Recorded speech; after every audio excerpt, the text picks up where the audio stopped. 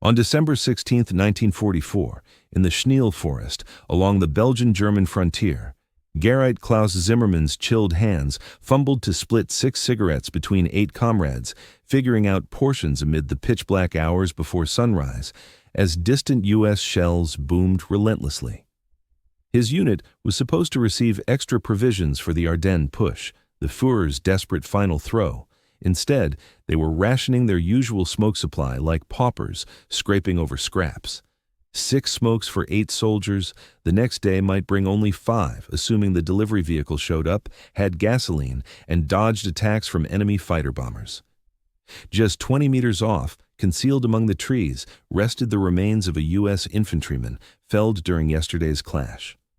Searching his gear, Zimmermann uncovered 3 unopened packs of Lucky Strikes, 60 cigarettes total, plus chocolate, gum, and soluble coffee.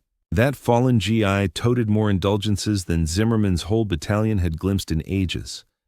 This one find sparked a cascade of insights that would shatter the Wehrmacht's spirit far worse than any battlefield loss.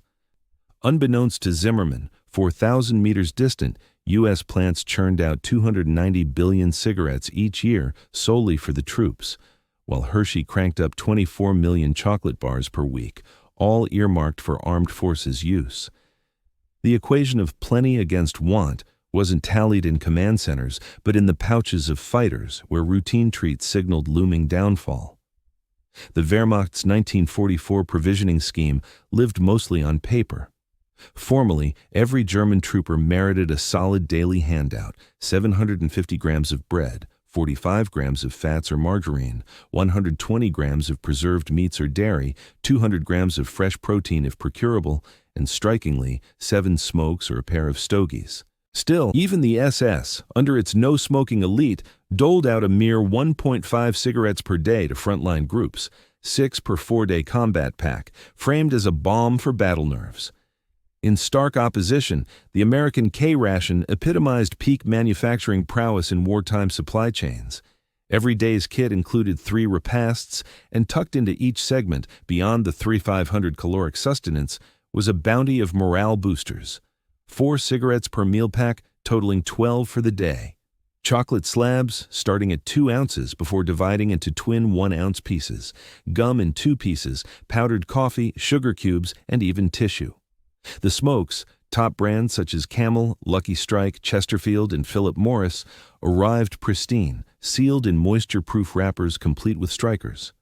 Major Robert Johnson from the U.S. Army Quartermaster Corps observed in his 1944 assessment, "Beyond basic solace, these smokes and sweets fulfill deeper roles. They uplift spirits, deliver instant vigor, and act as barter gold in freed zones. We estimate each man's daily extras at 47 cents, a sum our nation gladly covers 11 million-fold every day." The figures underscoring these distributions painted a portrait of clashing wartime systems.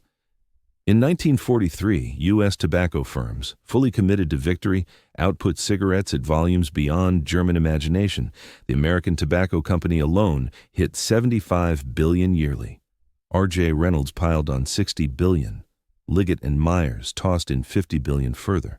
These outfits had shifted all operations to troop needs, sidelining home front sales. GIs could snag extra packs at post exchanges for a mere 50 cents a carton or 5 cents apiece. Meanwhile, Germany's full 1944 cigarette yield hovered around 40 billion, with the Wehrmacht vying against 80 million citizens for shares. The contrast was brutal. The U.S. generated 7.25 smokes per 1 German unit, all while sustaining an army far superior in provisions.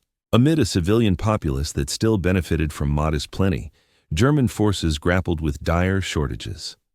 Hauptmann Friedrich Becke, an officer taken prisoner in Italy, later shared with U.S. questioners, "We planned meticulously for every detail: shells, gasoline, armored vehicles. But we overlooked smokes and sweets. That was our mistake." They revealed the true balance of power. The disparity in chocolate proved even starker.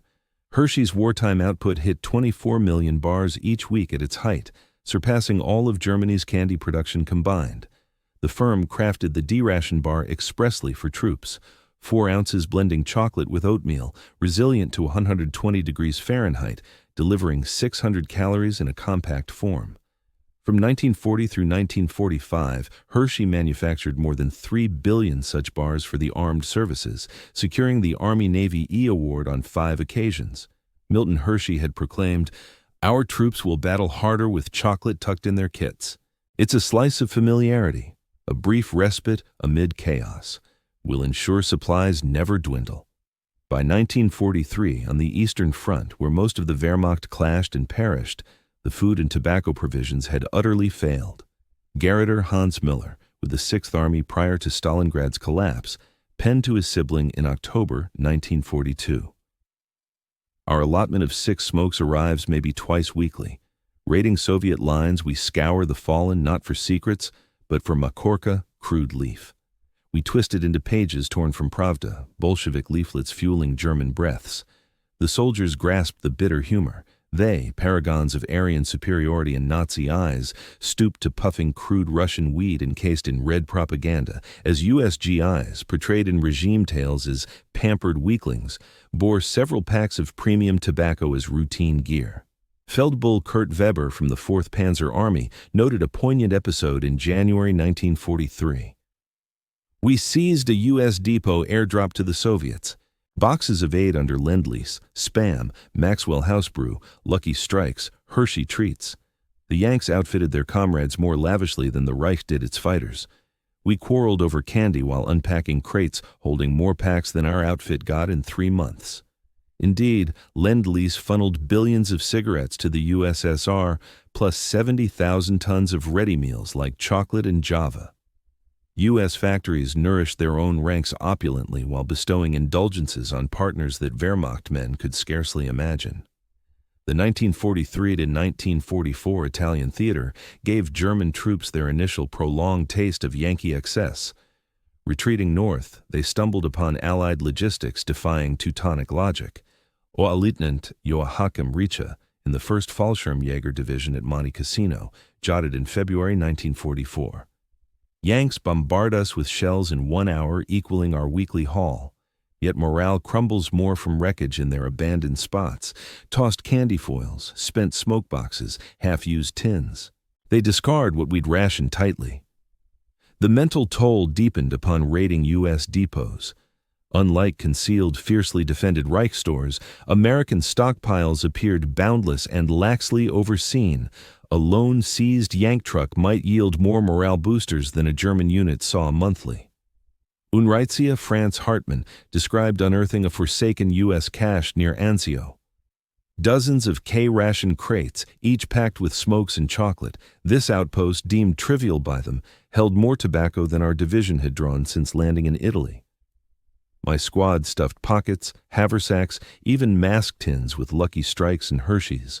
For a fortnight, we savored American drags. When depleted and back to our quota, if it came, of 6 daily, some lads wept openly. D-Day sharpened this provisioning chasm to a lethal edge. As invaders swarmed Normandy's shores, their support network revolutionized wartime provisioning, encompassing not only munitions but vast comfort stocks. Operation Overlord's debut week saw 14 million cigarettes and 800,000 chocolate bars hit the sands. Grenadier Joseph Wagner of the 21st Panzer Division described stumbling on U.S. airborne drops strewn over Norman fields. Each Yankee seemed to drop with his own smoke emporium. We uncovered cases brimming with full cartons. Cartons. Every paratrooper toted more tobacco than our single American company, got more cigarettes and chocolate in 1 month than a German outfit saw in ages. The stuff was all over the place, some kind that stayed solid even in scorching temperatures. Meanwhile, our so-called emergency rations consisted of a rusty can of meat probably packed away back in 1941. That glaring difference crushed the spirits of the Wehrmacht troops holding the line. Feldwebel Heinrich Schmidt from the 352nd Infantry Division noted, "My guys are signing up for scouting missions left and right, not to gather intel, but to rummage through fallen GIs for smokes and sweets. One dead Yank delivers more goodies than our entire logistics chain ever does." This wasn't real combat. It felt like rich folks battling paupers. The U.S. reinforcement setup only deepened the mental toll. As Wehrmacht formations crumbled under losses and shortages, new American units rolled in every day, each soldier loaded with complete supplies, complete with their shares of tobacco and candy. The Germans stared as foes tossed aside crumpled packs, half-smoked because they were mangled, while their own ragged fighters painstakingly smoothed out soggy butts scavenged from the dirt. Major Karl von Rundstedt, unrelated to the top general, serving in logistics for the Panzer Lehr Division, scribbled the staggering figures in his diary. Every U.S. division in Normandy went through about 130,000 cigarettes each day.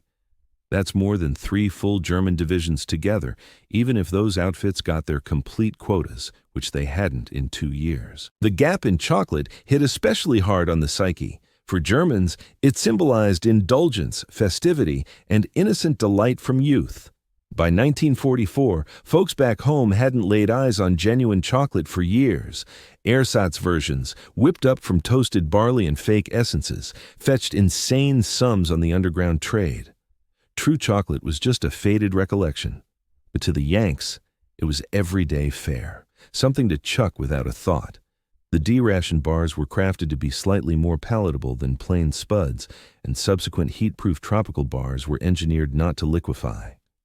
Come late 1944, K-Rations featured name-brand treats like Milky Way and Mars's Tropical Zone bars, built tough against the warmth. Grenadier Paul Zimmerman described stumbling on a U.S. outpost in the Hurtgen forest.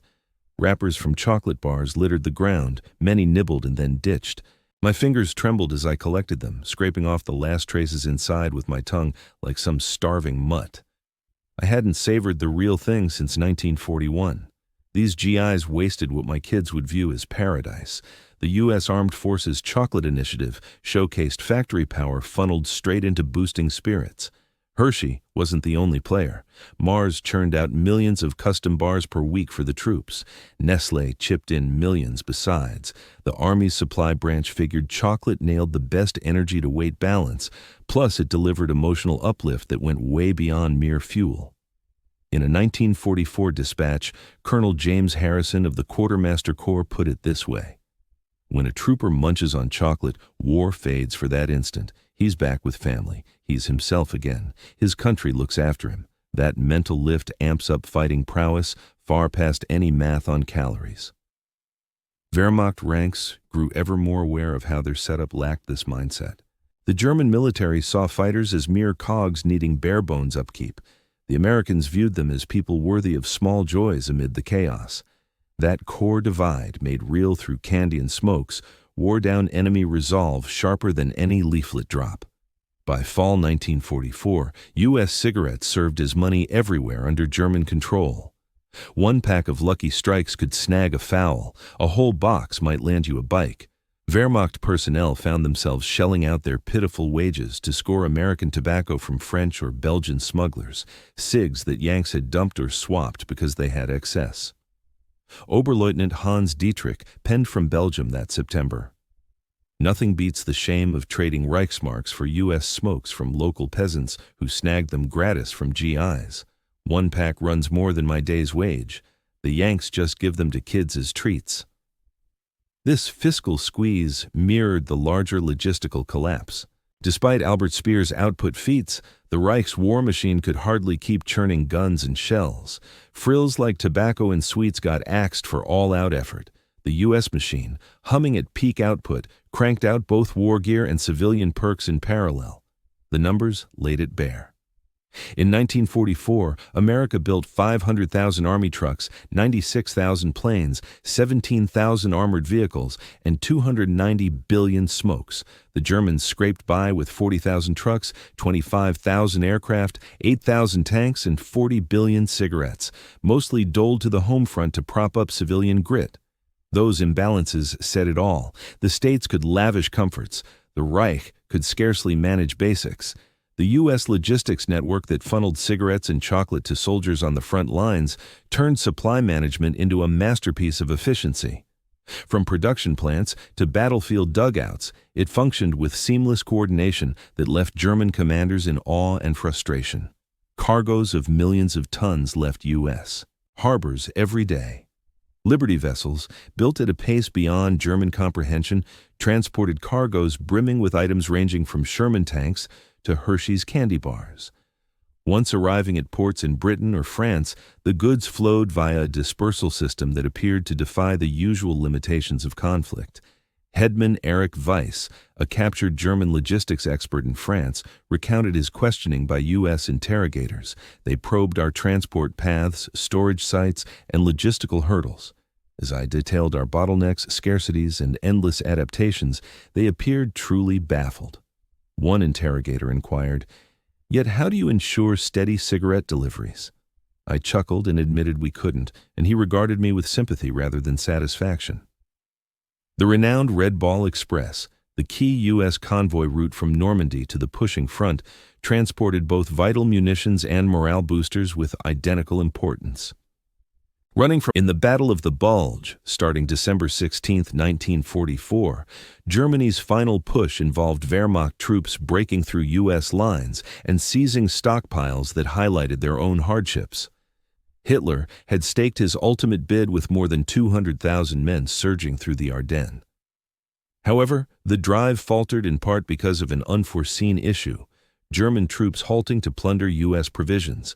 Gerrit Friedrich Bauer, moving forward with the initial SS Panzer Division, noted, "We captured an American field kitchen, hot, genuine coffee still simmering, piles of K-Rations, each packed with cigarettes and chocolate, fresh loaves, tinned fruit. We gorged until queasy, stuffed our pockets with smokes, then pressed on." My sergeant remarked, "We're not beating them, we're just hitting their pantry." Whole platoons postponed their momentum to indulge in seized food. The mental toll proved crushing. Troops witnessed directly how Americans could forfeit vast quantities of gear with minimal impact, while German units subsisted on bare minimum allotments. Feldwebel Otto Kraus recalled discovering a wrecked U.S. supply vehicle. Struck by shell fire, the operator dead. Its load, crates of cigarettes, chocolate, coffee, and preserved meals, strewn across the ground. We acted like famished animals, battling one another for candy bars. Battle-hardened fighters from 5 years of war, demeaned to bickering over treats. The fallen U.S. drivers' pockets held more cigarettes than I'd encountered in half a year. At the same time, trapped U.S. troops in Bastogne got parachute drops featuring not only bullets and bandages, but also smokes and sweets. Bastogne's guardians, cut off and outmanned, lit up without restraint as their German attackers doled out their final cigarettes sparingly. Even upon capture, the provisions disparity lingered. U.S. POW facilities offered German captives superior smokes and meals compared to what they'd known in service. This lavishness, alien to those molded by want, demolished any lingering beliefs in German dominance. Unteroffizier Wolfgang Mehr, taken during the Bulge, depicted his initial time as a captive. The Americans handed out 5 cigarettes per prisoner each day, just shy of our nominal army allowance that we'd never actually gotten. They expressed regret that chocolate came only twice a week. Regret. We hadn't tasted chocolate in 2 years, yet they were sorry to limit it to twice weekly for faux detainees. Captured Germans in U.S. facilities enjoyed standard army portions that featured cigarettes and chocolate. Following Germany's capitulation in May 1945, POWs were redesignated as disarmed enemy personnel to sidestep Geneva Convention rules. Still, their diet surpassed what they'd had in uniform. One detainee remembered his. During their time in captivity, one prisoner's weight rose from 128 to 185 pounds, as another described the tough choice between ice cream and Coca-Cola at Fort Lewis back in 1944. Treats that even American civilians couldn't easily get amid wartime shortages. The mental toll grew heavier when captives sent letters home highlighting U.S. plenty, messages that filtered through censors and chipped away at Nazi lies more potently than any radio transmission from the Allies. "Life as POWs beats being in the ranks for food," noted one. "The Yanks possess such wealth they can extend goodwill to foes," observed another. As U.S. troops griped over the repetitive K-Rations, folks back in Germany endured hunger pangs. By 1944, the daily cigarette allowance for German civilians dropped to 3, then 2, before supplies dried up completely. Females younger than 25 or older than 55 got no tobacco coupons at all. Chocolate vanished from shelves for everyone except the ruling class. Come 1945, city dwellers scraped by on just 1,000 to 1,671 calories a day, varying by area. Gerrit Hermann Wolf got a note from his spouse in the ruins of Berlin. Little Klaus wonders when Daddy will fetch chocolate. I say once peace returns. He presses for a timeline. I've got nothing. Our weekly smokes arrived, 4 for the whole 7 days, swapped them for a quarter kilo of spuds. Meanwhile, American GIs mailed chocolate and cigarettes stateside as presents. The U.S. mail service shuttled countless parcels from troops to loved ones, packed with indulgences beyond German dreams. This gap extended beyond the battlefield. It highlighted a deeper cultural chasm. Private First Class. Tommy Rodriguez penned to his mom in Texas, enclosing some Reichsmarks as keepsakes plus a couple of chocolate bars. No use for 'em here. We've got loads. Swap the smokes I'm sending to Pop for a treat on me. Such offhand plenty would seem like a pipe dream to households in Germany. Beneath those smokes and sweets lurked the stark reality of U.S. manufacturing might. The plants churning out B-17s also cranked chocolate. The streamlined processes building Liberty ships likewise packaged cigarettes. The logistical brilliance orchestrating D-Day managed the flow of these small perks too. By 1944, U.S. wartime output reached mind-boggling scales: 290 billion cigarettes yearly for the forces, 3 billion Hershey bars, 11 billion K-Ration kits, 500 million in coffee, 100 million pieces of gum. Germany's whole industrial base couldn't rival America's output of these extras, much less its weaponry. The Wehrmacht clashed against the globe's initial post-scarcity force, with troops steeped in deprivation. Each tossed American cigarette end in Europe's dirt symbolized production power the Germans could never rival.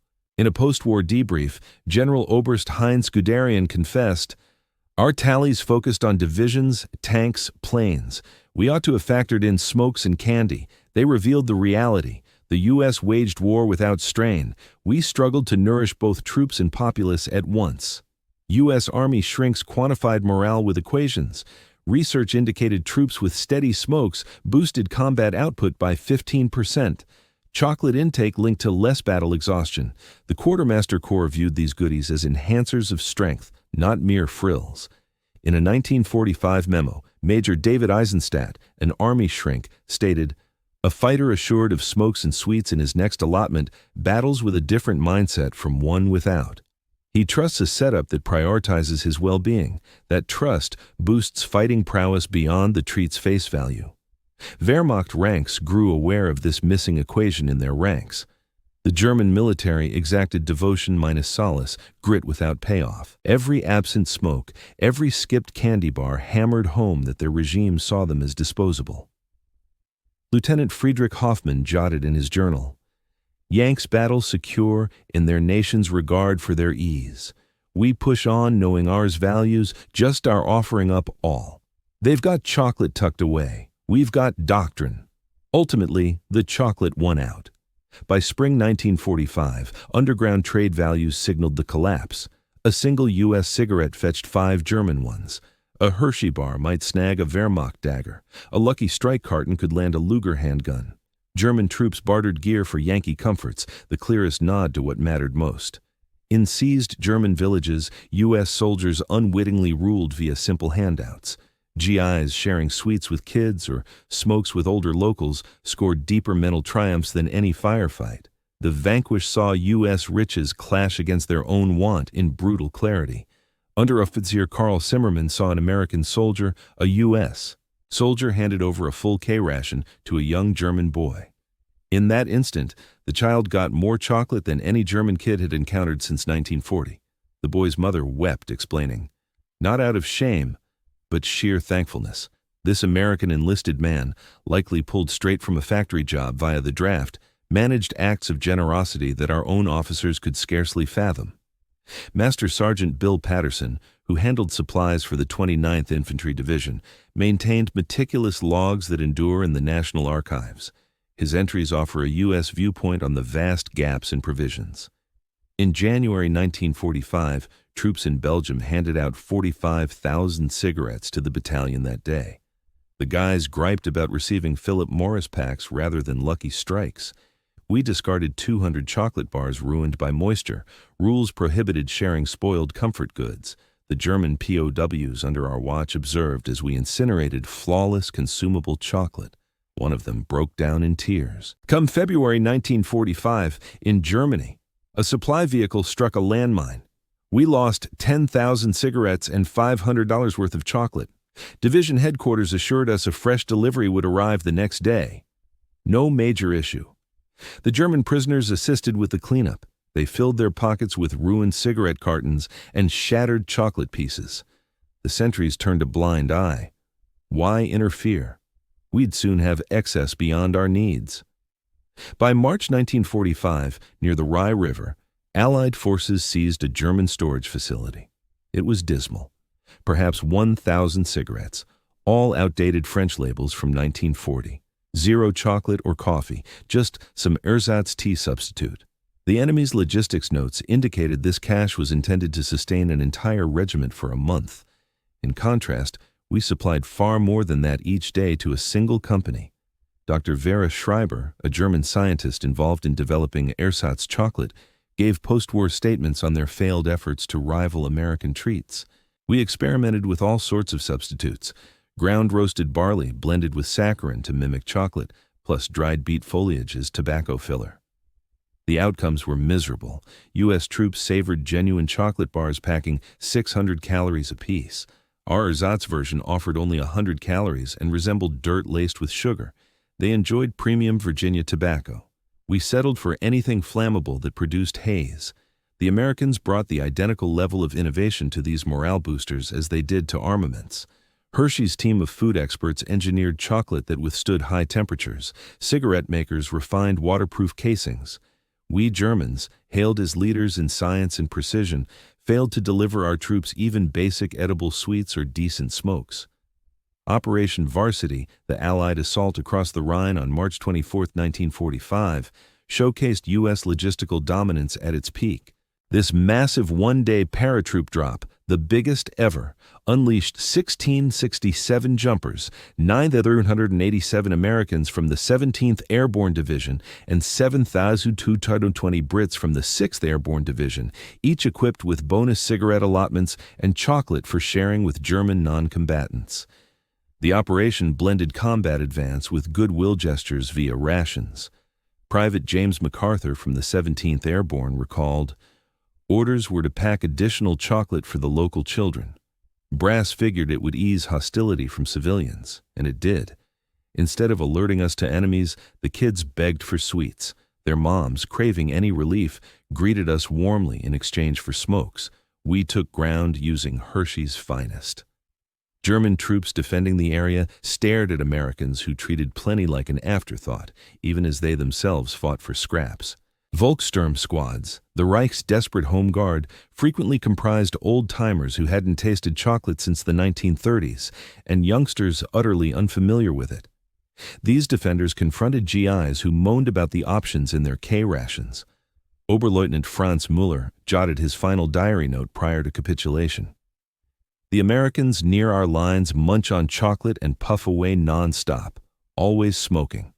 We lack both bullets and tobacco. The fight's done." It ended the moment they could snack on chocolate amid battle. The trapping of German Army Group B in the Ruhr Pocket from April 1 to 18, 1945, highlighted the conflict's most glaring logistical divide. The noose tightened on April 1 when Allied forces linked up close to Lippstadt. Trapped within were 317,000 Wehrmacht personnel who gradually wasted away from hunger.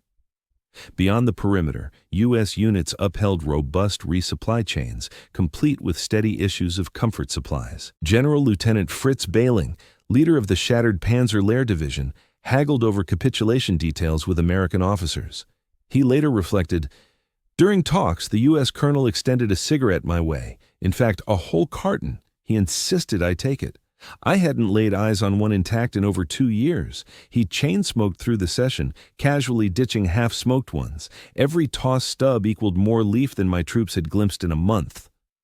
U.S. PSYOPs teams amplified the imbalance. Blaring speakers aired taunts.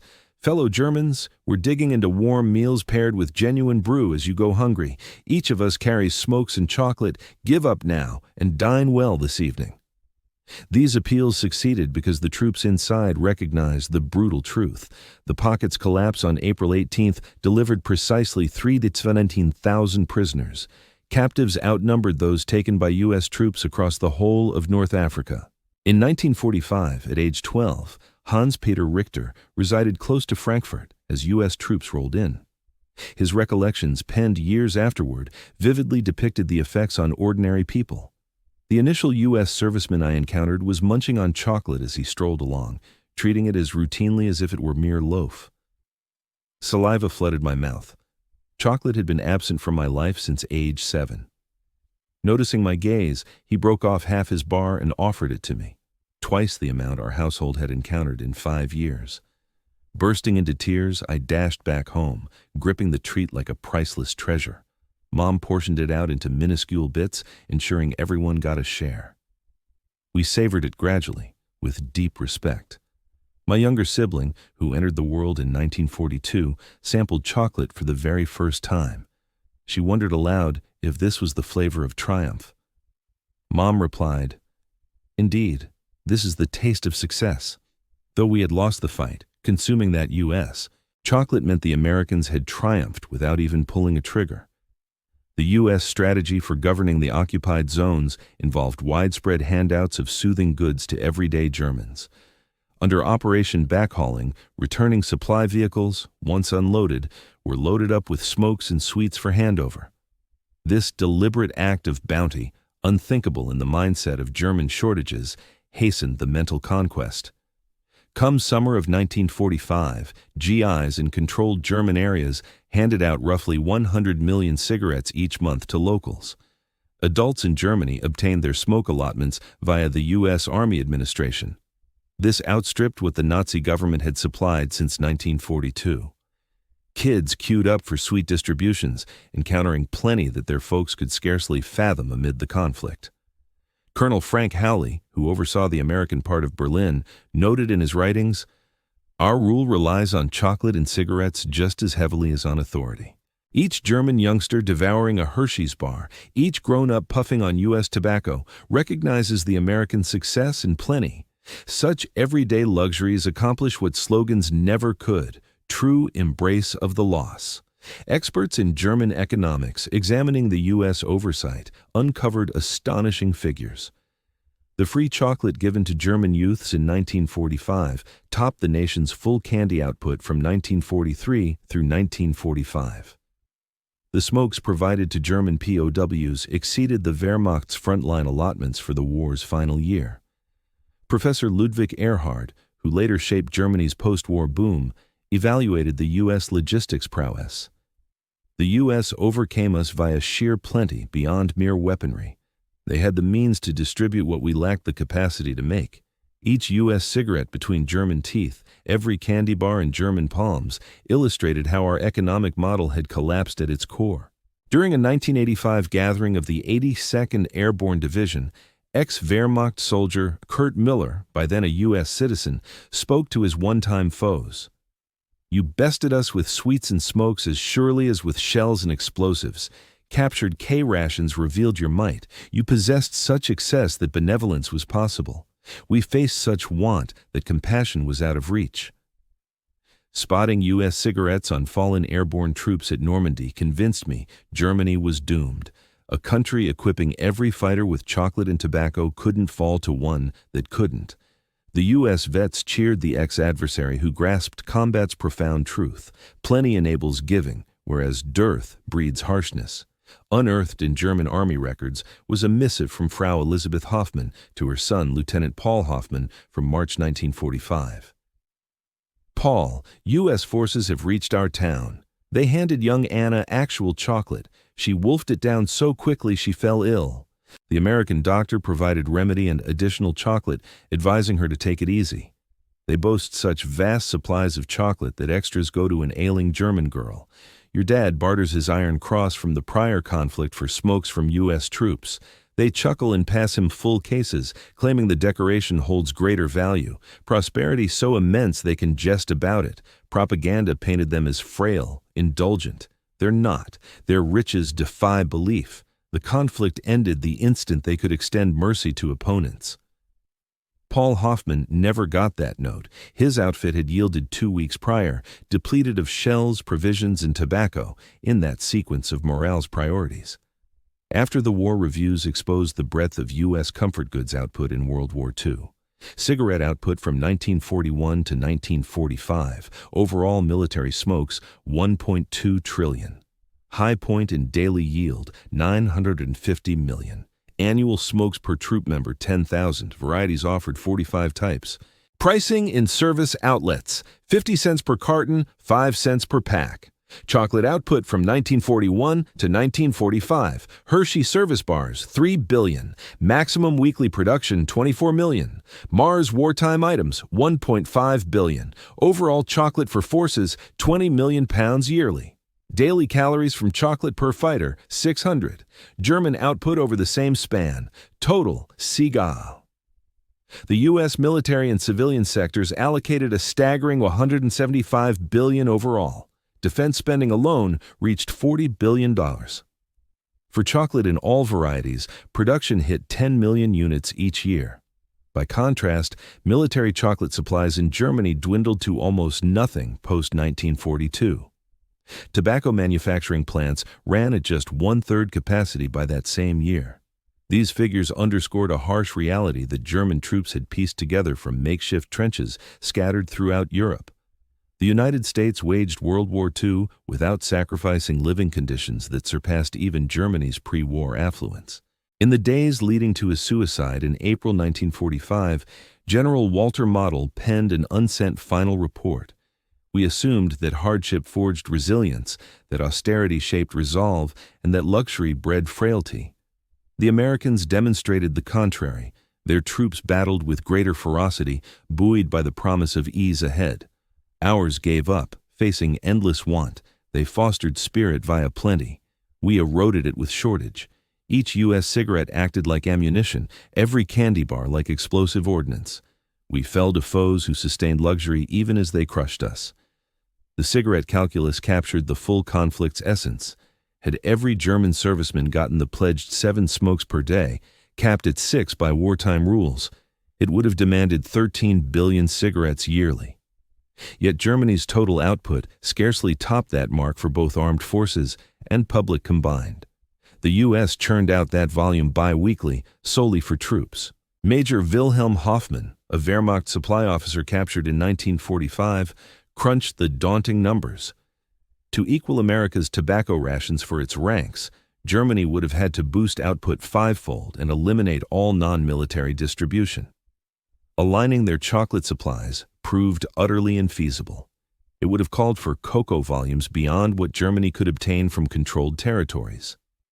As Field Marshal Wilhelm Keitel inked the unconditional capitulation on May 8, 1945, U.S. commanders presented the vanquished German envoys with American cigarettes. Keitel, the stern Prussian commander, snatched them without hesitation. That instant etched the conflict's stark truth, the conquered pleading for luxuries from conquerors flush enough to spare them for adversaries. General Dwight Eisenhower's aide, Captain Harry Butcher, noted, "The Germans inhaled American cigarettes as if surfacing from depths, desperate for breath." Keitel stuffed 3 cartons into his jacket. These were leaders who once directed vast armies, now scavenging lucky strikes. If victory demanded irrefutable evidence, it shone in their frantic thanks for U.S. tobacco. In 1950, 5 years post-armistice, a Hamburg schoolteacher posed to her students what lingered most from the war's close. Little Greta Miller, just 2 when U.S. forces rolled in, piped up. The chocolate downpour. GIs hurled sweets from vehicles like a storm. Kids dashed after convoys, snagging bars mid-air. My sibling called it the moment existence flipped for the better, sweets tumbling from heavens once filled with ordnance. The instructor, Frau Hoffmann, widowed by the Eastern Theater's toll, jotted in her journal that evening, "Kids cling to memories of Yankee chocolate over our losses." Maybe that's the conflict's deepest insight. Plenty overthrows doctrine, ease triumphs over endurance. Countries able to hand treats to foes young have secured triumph. Post-war accounts revealed the bitter twist. Wehrmacht veterans who battled relentlessly for National Socialism, braved hellish trials on the Eastern Front, upheld order amid dire straits, pinpointed the tipping point of loss, not the Normandy invasion, not Red Army incursions into the Reich, not skies blackened by bombers, but the dawning that Yanks enjoyed boundless smokes and confections while they starved for both. Therein rested the struggle's core lesson. Factory output, not ethnic creed, sealed the outcome. Hans von Luck, among Rommel's elite commanders, reflected in his writings, "We saw ourselves as elite fighters, fated to dominate via grit and denial. Instead, we lost to Democrats toting candy, laborers hauling more tobacco than our brass, a superpower so rich it squandered what we failed to make. Each lucky strike on Yankee mouths declared their win. Every missing German fag confessed our loss." The data-driven coda. End-of-war tallies on amenity dispersal painted an undeniable picture, immune to spin, U.S. Military, 1941-1945. Tobacco issued 1.2 trillion units. Sweets doled out 5 billion pieces. Coffee supplied $500 million worth. Gum distributed 100 million packs. Daily caloric intake per trooper, 4,300. Amenity expenditures, 2.3 billion. German military, same span. Tobacco issued, 35 billion estimated. Sweets, trivial after 1942. Coffee, substitutes only post-1941. Daily caloric intake per trooper, 1,800 by 1945. Amenities, negligible. No funds were set aside for such extras. The figures laid bare a truth that every Wehrmacht trooper facing U.S. forces grasped on a personal level. The United States waged an entirely distinct conflict, one in which troops anticipated ease and got it in spades, where manufacturing prowess manifested equally in candy treats and aerial fleets, where triumph stemmed from the country able to sustain its fighters' morale amid battles on dual continents. The account of Wehrmacht personnel getting a mere 6 smokes per day, contrasted with GIs enjoying sweets in each K-Ration, goes beyond mere logistical gaps. It illustrates the clash of two opposing frameworks, with the result hinging not on bravery or doctrine, but on sheer output potential. Any Wehrmacht fighter exposed to Yankee plenty, be it via seized goods, POW provisions, or handouts during billets, underwent the identical epiphany. They had been dispatched to battle the globe's initial surplus-driven army, bellies hollow and tobacco pouches bare. Propaganda had assured them that ethnic dominance and resolve would trump resource shortfalls, yet they found that societies equipped to supply confections and smokes to vast armies during worldwide strife wielded might surpassing mere weaponry. Those smokes and sweets signaled a profounder reality. The U.S. could indulge its forces because its economy generated plenty. The Reich insisted on austerity because its setup bred want. Yankee fighters took smokes and candy for granted since their homeland delivered them reliably. Axis grunts resigned themselves to deprivation since their regime offered zilch. Ultimately, the conflict's resolution appeared not in strategic maps, but in factory yields, not in zealous creeds, but in output muscle, not in eugenic myths, but in candy wrappers and tobacco tins. The Wehrmacht private, stingily rationing his allotted 6 cigarettes whenever they arrived, while observing U.S. troops casually tossing aside half-finished Lucky Strikes, beheld the true power dynamic. The Allies packed chocolate into every K-Ration because they were able. The Germans infused dogma into every directive because alternatives were absent. When pitting sweets against doctrine, the former prevailed. When abundance squared off with hardship, plenty emerged victorious. Between a power that furnished solace to its ranks and one that merely exacted fortitude, the verdict was never really contested. Wehrmacht troops, granted 6 cigarettes daily only sporadically, came to realize what their commanders never grasped. In contemporary mechanized combat, the state that sustains its personnel with morale boosters has secured the edge from the outset. The candy tucked in U.S. K-Rations and the smokes bulging in GI pockets weren't indulgences. They stood as declarations of predestined success, routine evidence that American plants churned out excess while Reich facilities struggled for sufficiency. Every Axis survivor who savored U.S. chocolate, puffed on Yankee cigarettes, or beheld Allied opulence understood the fight had concluded well prior to any formal capitulation. They had glimpsed tomorrow, and it savored of Hershey bars and reeked of Lucky Strike aroma. That marked World War II's ultimate insight, etched in confections and tobacco. Success falls to creators of surplus, not imposers of privation. Wehrmacht ranks were pledged 6 cigarettes each day, though deliveries fell woefully short. Confronting foes whose every pouch brimmed with chocolate, they absorbed this reality, one pilfered K-Ration at a time.